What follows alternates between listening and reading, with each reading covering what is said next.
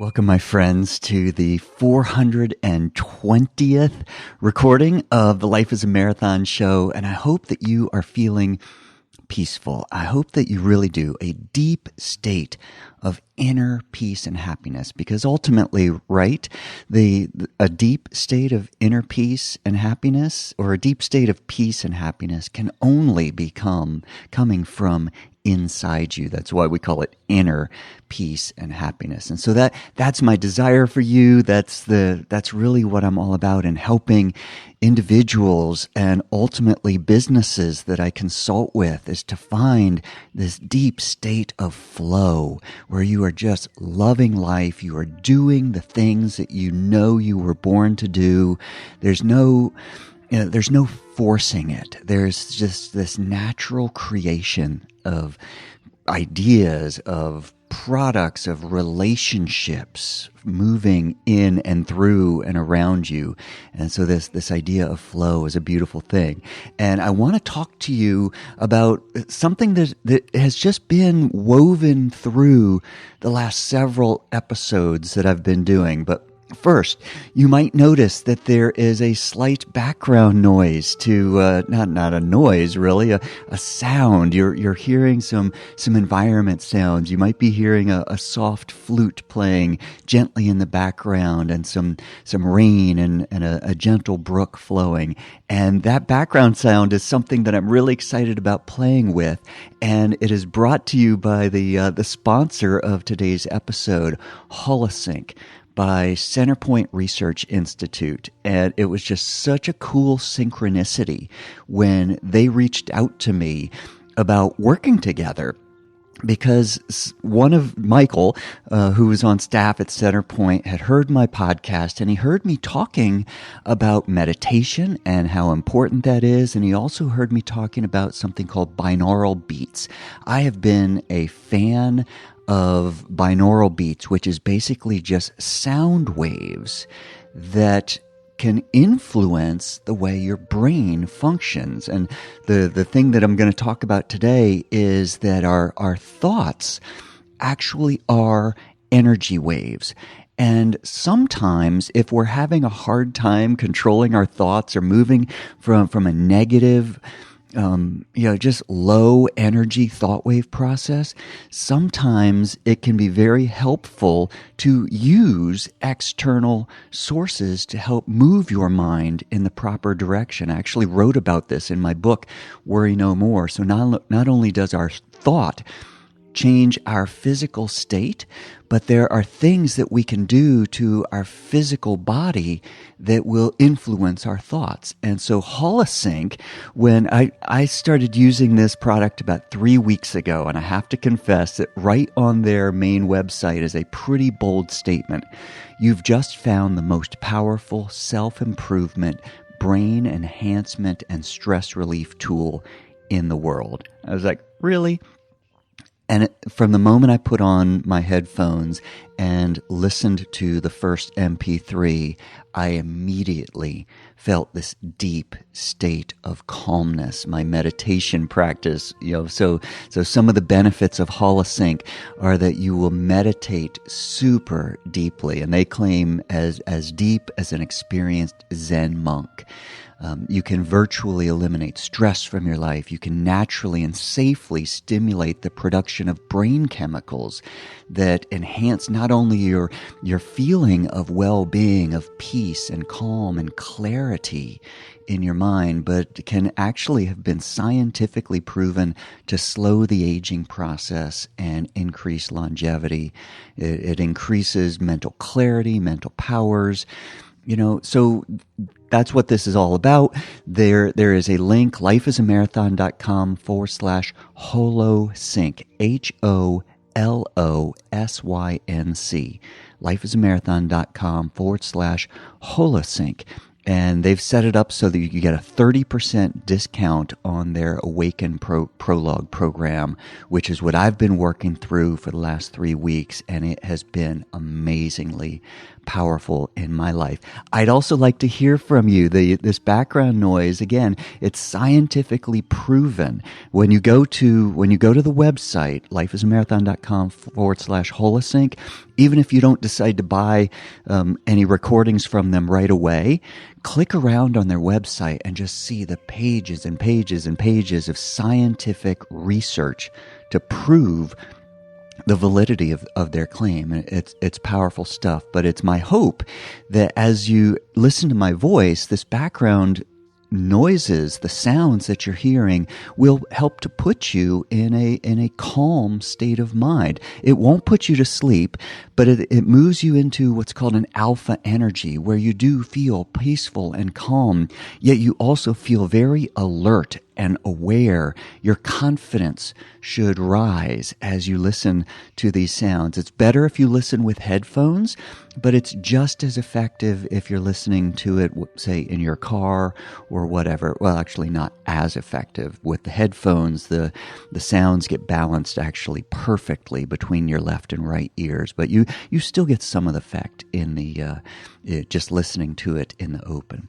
So anyway, lifeisamarathon.com/Holosync. Would love to hear from you. I listen to a lot of podcasts that are very professionally produced.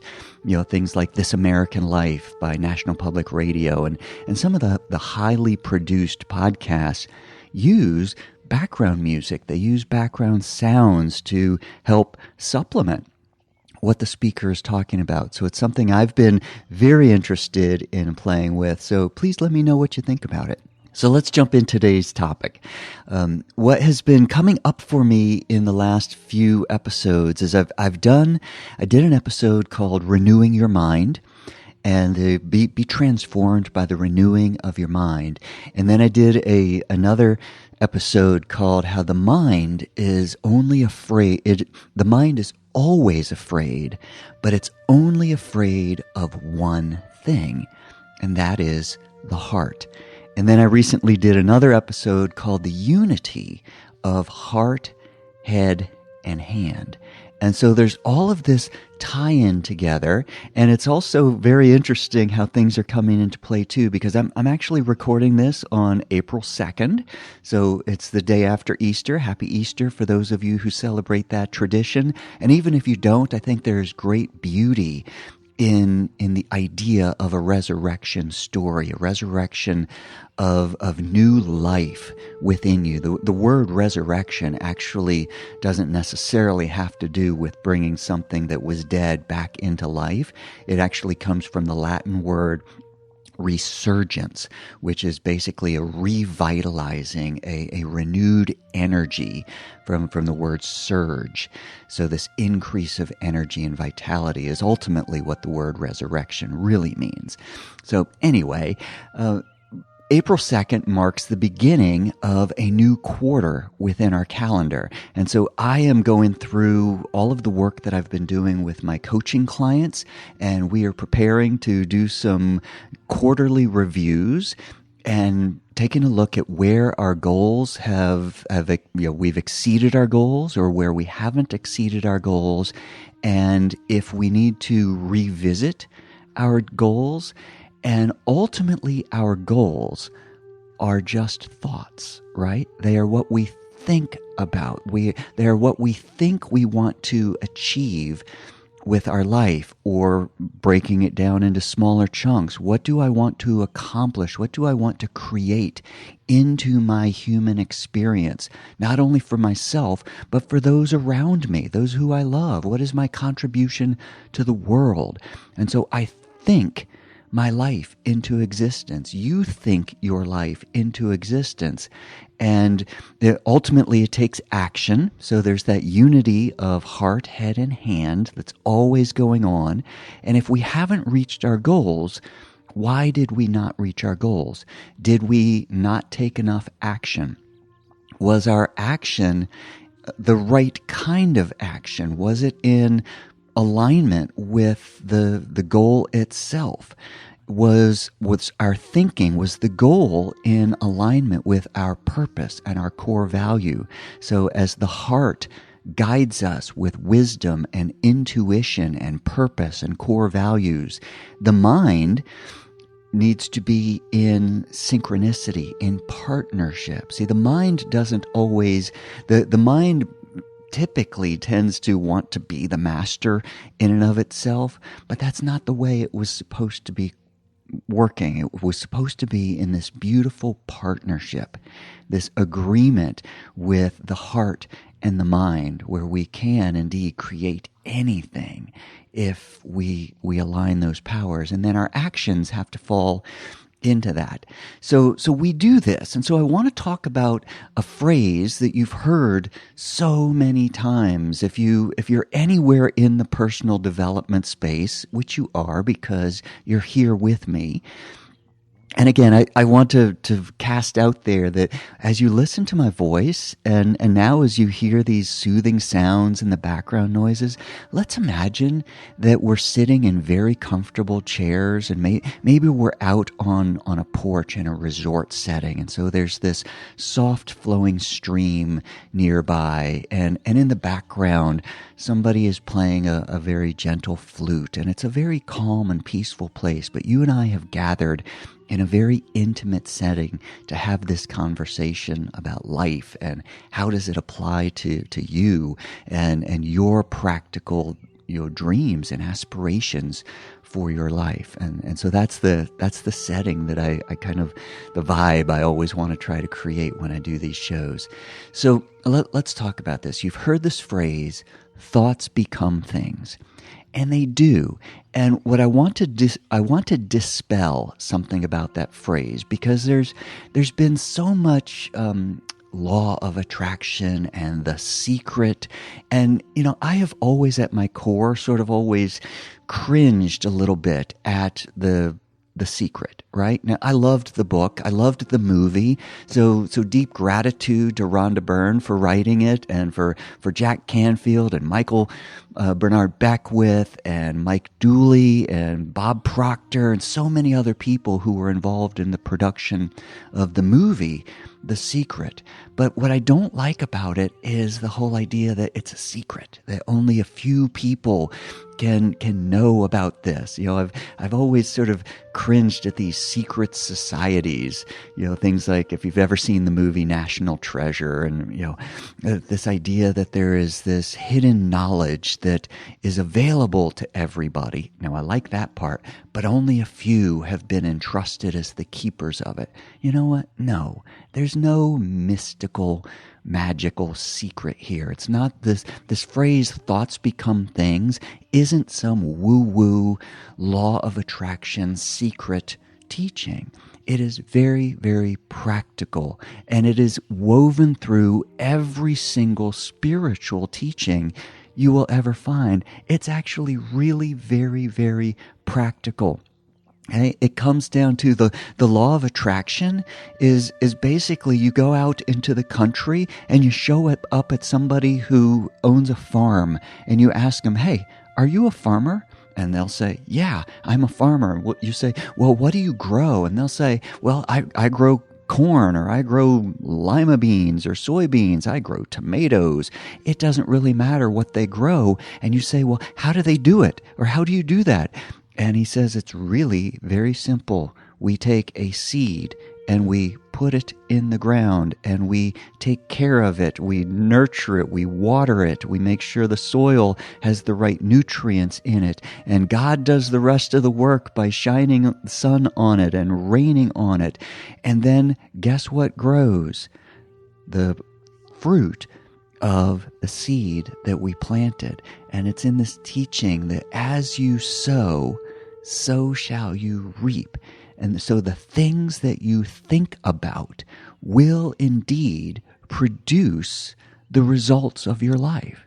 So that which you repeatedly dwell upon, you will get good at, and it will become the things of your life. But it's even more practical than that. So again, it's not just this pure energetic teaching here.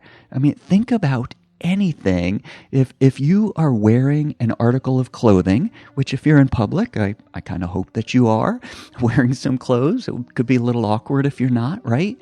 But whatever physical thing that you are wearing or that you are holding, or might be a piece of jewelry on your body, might be the vehicle that you are riding in, if you're listening with earbuds, that is a physical thing, right? And it was created by somebody. You went to a store and you bought it, but before that, somebody actually made that thing and put it in a box and shipped it to a store that sells a bunch of other things, and you went and bought it. But how did that product come into being in the first place? It's really very simple.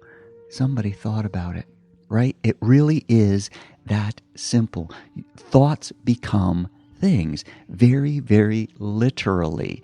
So look around you. You will see evidence of the thoughts of mankind from the beginning of time. I live here in the United States where, our history, our buildings tend to begin, somewhere in the 1600s with the first settlers who came over. But then when we go out into places like New Mexico or Texas, out into the West, or even places here on the East Coast where our Native American tribes, there is evidence of structures, of civilizations that are thousands and thousands of years old. So if you live in, my goodness, someplace like Italy, or anywhere throughout Europe where there are towns, you might drive by a cathedral that is 700 or 1,000 years old. Those things are the results of the thoughts of man. Okay? It's really a very, very cool thing. Somebody thought about it. Somebody maybe did some sketching about it, but set about making it. And then if it was in the form of, say, a building, that whoever thought about it first talked to some other people and shared the vision with them, and so they came in alignment with the building, and so they all brought their skills to the production of magnificent cathedrals or parks, or places where music is played, or where schools are and children are taught things, or people play sports. It doesn't really matter. If it exists at all, it is the result of the thought of mankind. And I'm going to go even farther than that. If it exists at all, it is the result of the thought of God, right? So that's just where I am. Okay, so look around you. Look at the buildings that you see around you. Look at the parks, the roadway systems, the public transportation systems that we have, the decorations or walkways along rivers, the boardwalks on beaches, even the way snow skiing slopes are groomed and carved into mountains. Just the physical things that you wear on your body, from jewelry, watches, rings, necklaces, whatever, clothing, then your phones, right?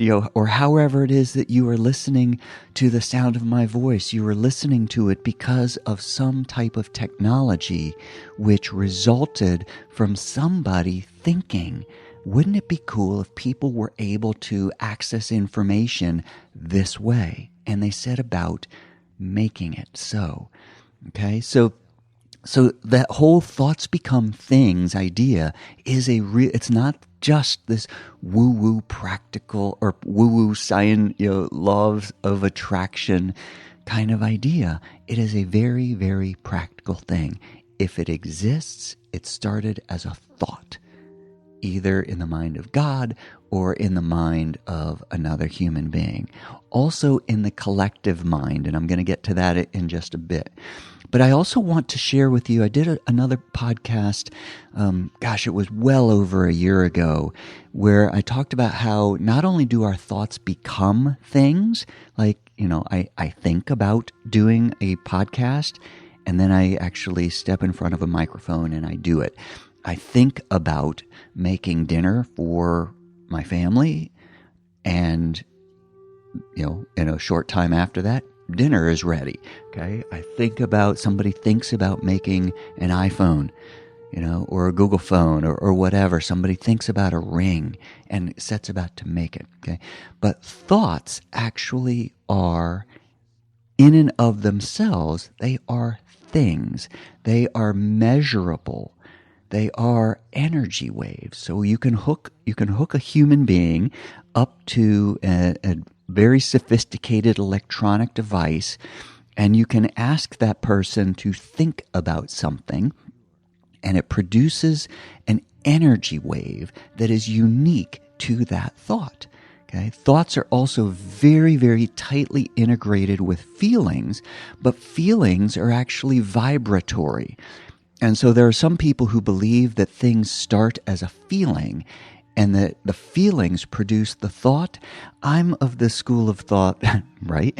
I am of the belief that thoughts actually create the vibration, and then that's what we feel in our body. So if I am feeling lonely, and there is a feeling within our bodies of loneliness, but it's produced by a thought that I am separate from somebody. Okay? If I am feeling energetic, if I am feeling alert and confident, it's the result of thoughts. So thoughts by themselves are an energy wave. Now here's what I want you to understand. Energy waves are active. They move. So I've also talked about how the idea of you might be thinking something, and you might think that nobody else knows you're thinking about it, but guess what? They do. We might be so absorbed in our own thoughts that we're not paying any attention to what's radiating out of you, but sometimes we are. I have fun walking through a mall or an airport and just observing people, and I can just tell by the way they carry themselves, or sometimes somebody can just walk by you and you feel their energy. You feel either an anger or a sadness or an excitement about life. You can feel it without any words, and sometimes somebody can get really good at masking their facial expressions, but we can still feel the energy. So your thoughts are an energy wave, and those energy waves are constantly radiating out of us. And that radiation affects, it impacts, it influences everyone and everything around us, right? So just work with that. So there are very positive, high energy thoughts. So the thoughts that produce the feelings or the energy of peace, of awareness, of completeness, of love and purity and serenity, of wonder and security and radiance. Those are all very, very high energy thoughts, and those radiate out from us. Correspondingly, there are negative, what I would call beta energy thoughts. And these are going to be thoughts of shame, of guilt, of apathy, of grief, fear, desire, anger, and pride. And there are various emotions and energies that are all subcategories of all of those. So whatever it is that you are thinking on a continual basis is basically going to be your default energy level. And so if you're thinking in these higher thoughts, these more loving, creative, energetic, expressive thoughts, then it is going to have a real effect on your physical body. It's also going to have a real positive effect on the physical beings, whether it's a human being or an animal or plants or even the buildings that we live in, it's all vibration, right? And so vibration is constantly rubbing up against each other. You cannot have a thought that doesn't somehow or another affect, so that doesn't vibrate up against something else in the universe. Okay? So everything, look around you again, everything that is beautiful, everything that serves a beneficial function in your life or in the community in which you live was created by someone thinking beautiful and functional thoughts. Conversely, you probably don't have to look very far to find something that is ugly, something that is careless. It could be as simple as just looking around wherever you are and seeing if there's trash on the floor. Maybe there's an ugly form of graffiti, some kind of hate speech painted on a wall. Turn on your television, right? You're probably going to see on the news somebody angry. So even something as you're driving by. And for me, I just don't get it because my brain doesn't think that way. It would never occur to me to have gone through a drive-through window at a fast food restaurant and eat my food in the car, and now I've got this bag of trash in my car. It never would occur to me, but it apparently occurs to a lot of people that it's perfectly okay to just roll down your window and throw your trash out of your car. Okay? The trash on your street is the result of somebody thinking that that's okay. And so the evidence of that gathers up around us. And so we think these things into existence. If I think it's perfectly okay for me to throw my trash on the street, and enough other people think the very same way, then we live in a community where there's trash all over the street, or there's broken windows in the houses. So it's there again, these thoughts affect and effect our environment and our physical state of beings. Okay. Now our thoughts also, my third point here is that our thoughts, the more we think them, create our belief systems. They create our worldviews. And it's our belief systems and our worldview that highly, highly influences the actions that we take or do not take within our lives. Right? I've used the phrase so many times, we are hope-shaped creatures. Now, you've also heard me talk about the fact that the only thing that's real is right now. We live in a constant string of nows. So now is the only thing that exists. This moment, this breath, this millisecond is the only thing that's real. Okay? However, how we express ourselves, how we live right now. So maybe if we just take it and enlarge that concept just a little bit bigger, because most of us can't comprehend that the only thing that is real is some micro millisecond. Okay, let's just take today, or let's just take this 1 hour. For this next hour, I am going to do certain things. I am going to eat certain foods. I am going to drink certain beverages. I am going to move my body in certain ways. I might send some email messages. I might have some phone conversations with people. I might interact with my sons or somebody else. And how I do those things is highly influenced by my worldview and my hope, my belief about tomorrow. And so if I am thinking thoughts that says my life is constantly getting better, I am constantly moving in the direction of my purpose in life, I am constantly expressing a loving, beautiful, creative energy from within me outwardly, and I don't feel anything negative about anybody else. I see everybody else. So all of those thoughts about the future directly impact the way I take actions today, right? And so again, my worldview, what I believe about politics, what I believe about God, what I believe about you, all of those things form my core belief systems, my worldview. And it's from those things that I create my self-concept. And from my self-concept, again, all of these things are thoughts.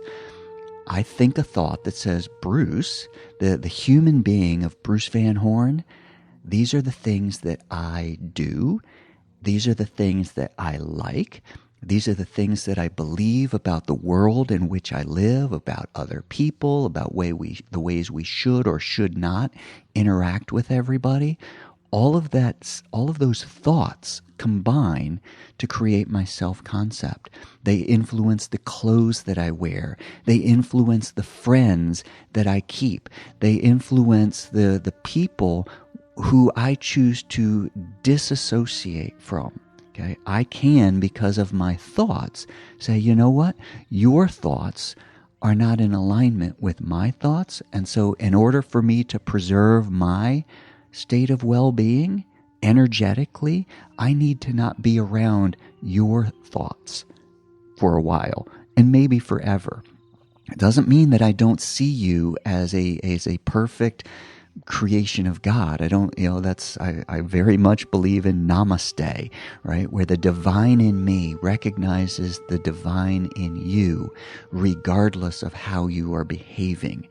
Okay? I believe that everybody at their core, in their heart, is a pure, loving, divine being. But our minds get disconnected from our hearts and cause us to do what I think are horrific things. Okay? But I can still recognize that it was a thought process that led you to the behaviors that you are now expressing. But at the core, I can still see you as a perfect being. And that influences how I show up and how I interact with you. My thoughts, our thoughts are what influence us to choose our life partners, our friends. It's what moves us in the direction of taking a job or quitting a job or creating a business or a painting. The photographs that we like to take, the photographs that we like to look at. Think about, if you're on social media, think about the other people or accounts that you follow, maybe on Twitter or Instagram. I'm a very visual person, and if you look through my Instagram feed, you are going to see that I love pictures of beautiful places. I like pictures of mountains, of streams. I really love pictures of beaches. I love pictures of people laughing. I love wedding. I think I must follow 100 different wedding photographer accounts. Okay, just sort of gives you a glimpse into the mind of Bruce these days, right? I'm very excited about my life and who I'm planning to spend the rest of my life with moving forward. But I always have loved pictures of people engaged in life in a beautiful way. And all of that is a result of my thoughts. How we decorate our houses is the direct result of our thoughts. Okay, where we live, what we wear, what we drive, how we eat are all driven by thoughts. And so the things that you have gathered around you, okay, are the result of the thoughts. So coming back to this idea of thoughts become things, you can work it backwards. If you just look at the things around you physically, or the people that you have gathered around you, whether they're friends or whether they're your own children, or whoever it is you continue to associate with, work it backwards.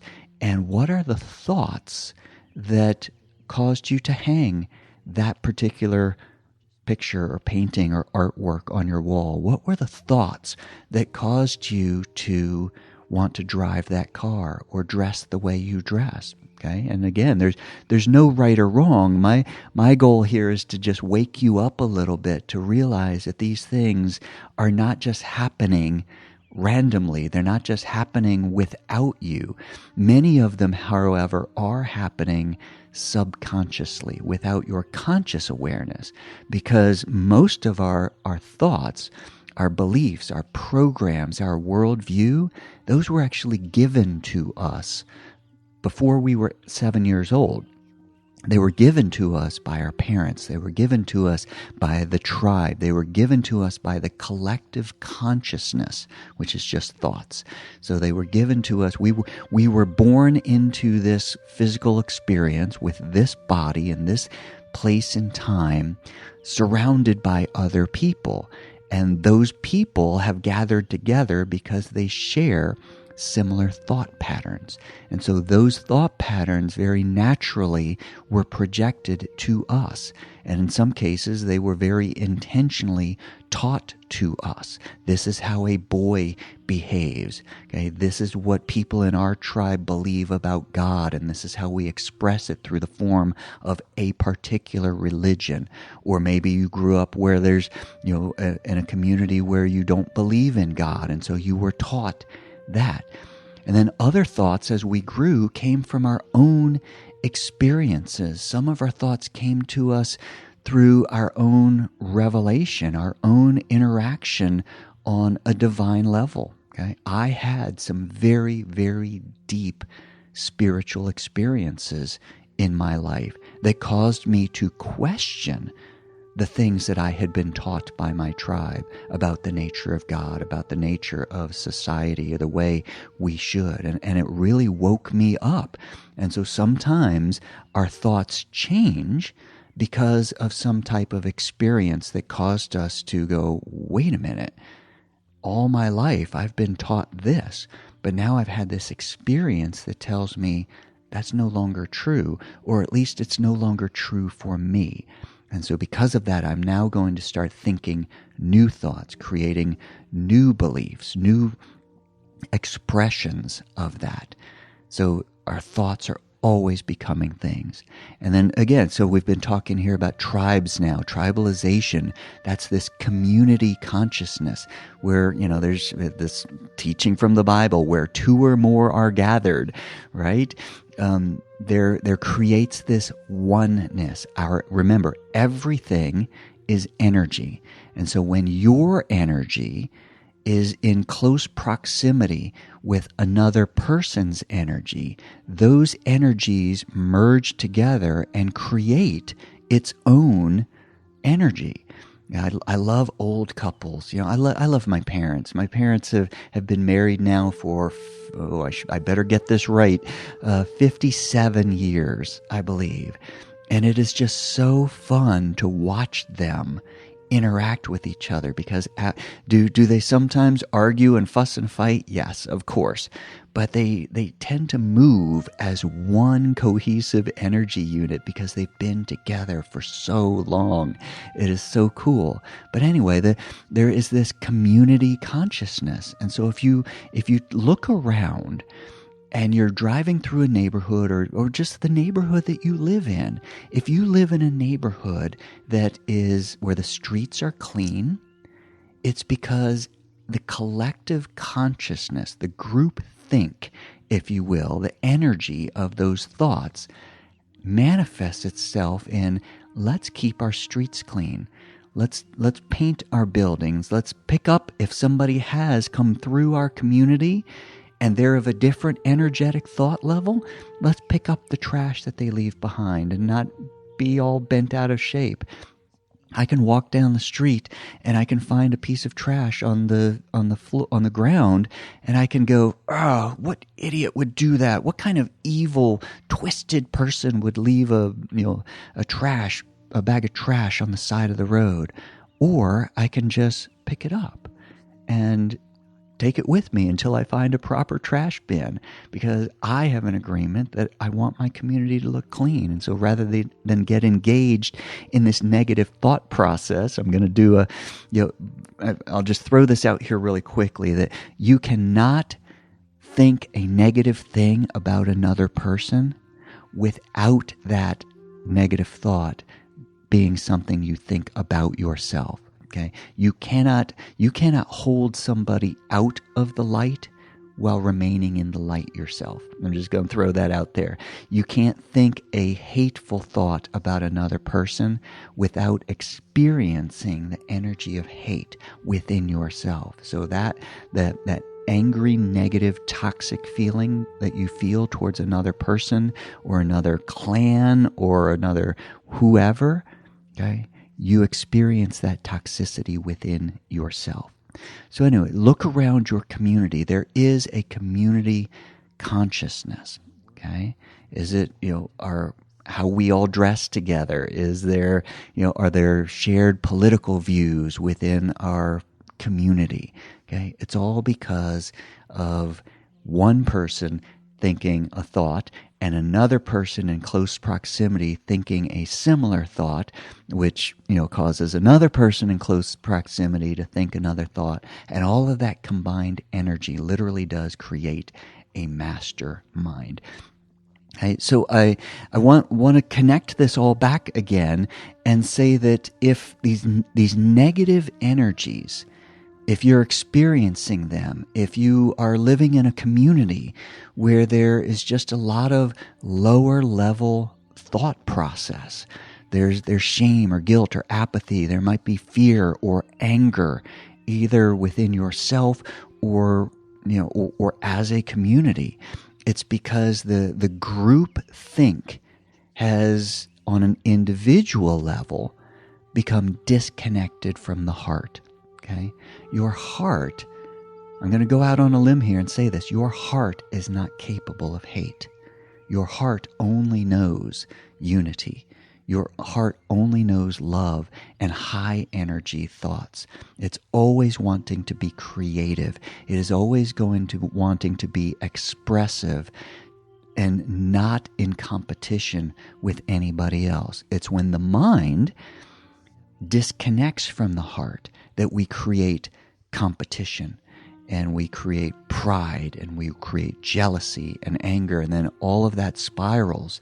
And so if we are living in a community that is expressing a lot of hate, a lot of competition, a lot of negative thinking, it's because on an individual level we have gotten disconnected from our hearts. And so we live in a community of people who have disconnected from that. So communities, by the way, aren't real. They are just collections of individuals whose energy is interacting with each other on that level. So once you connect back to your heart, back to your purpose, back to your core value, you will start to experience, first of all, unity within yourself, which will then start to flow over to other people. So I'm gonna wrap it up there and just say that be aware that it is your thoughts that is producing the things of your life, how you experience your life, even to something as simple as a broken bone. Okay? I can fall down on the ground and break my arm. Does it physically hurt? Yes, it will physically hurt because that's the way this body was designed, right? We have nerves, okay? But the thoughts that I think about the broken arm have a huge influence on my experience of the broken arm, okay? So if I think negative thoughts like, oh, this always happens to me, or, if all I'm doing is thinking about the pain, it magnifies the pain. Okay, but isn't it interesting how as soon as I fall asleep, I'm not in pain anymore? The moment I wake up, yep, there's the broken arm, it hurts. But when I'm sleeping, I'm not thinking about it. Also, I can be in pain from the broken arm, but somebody who I am totally in love with walks in the room with great news to share, either about her life or something that we're going to experience. Isn't it interesting how all of my thoughts shift now to that new thing, and I've forgotten about the broken arm, and I'm in much less pain over it. So again, our thoughts are what drive our physical experience of life. Our thoughts literally become things. And so here's what I want to impart with you. If you want to change your life, you must change your thoughts. Okay? And if you want to change the world, you've got to change your thoughts. Okay? World change only comes when you change your life. Right? That's a stretch, because we all want everybody else to change. Okay? Well, you can't change me. I can't change you. All I can do is change me and trust that I change me into a more positive energy space. Then that will affect our combined energies. It will influence you in some way. So I do have to protect myself by not associating with negative energy people, because their thoughts will become things in my life, okay, and they will start to change my thoughts. But the only way I can change my life is to change my thoughts. And the only way that I can have a positive changing influence on the world is by changing my thoughts. Okay? Then as you change your thoughts and somebody else changes their thoughts, then our combined more positive energy will indeed influence others. And so that's how world change happens. It's why have always loved that quote by Mother Teresa. Somebody asked her, it was a news reporter, and so there were crazy things going on, and so this reporter asked Mother Teresa, "What can I do to bring about world peace?" And she just looked at him and said, "You want to know what you can do to bring peace to the world? Go home and love your family. That's what you can do to bring peace to the world." Now, if everyone would do that, then there would be peace in the world. But it has to start with influence on yourself first, and then it influences others. So I'm going to wrap that up there. I hope that you have enjoyed this. I do hope that you have a greater sense of clarity and awareness and a confidence that, because here's the deal. I do not want you to think that because you've been this way all your life, that is now set in stone. That used to be a thinking that who a person was dictated by the family that you were born into, the socio-economic situation that you were born in, and that you just are who you are, and you better just learn to live with it, because after you're 7 years old, it's never going to change. That has been scientifically proven to be not true. It is simple, okay? Changing your life is as simple as changing your thoughts.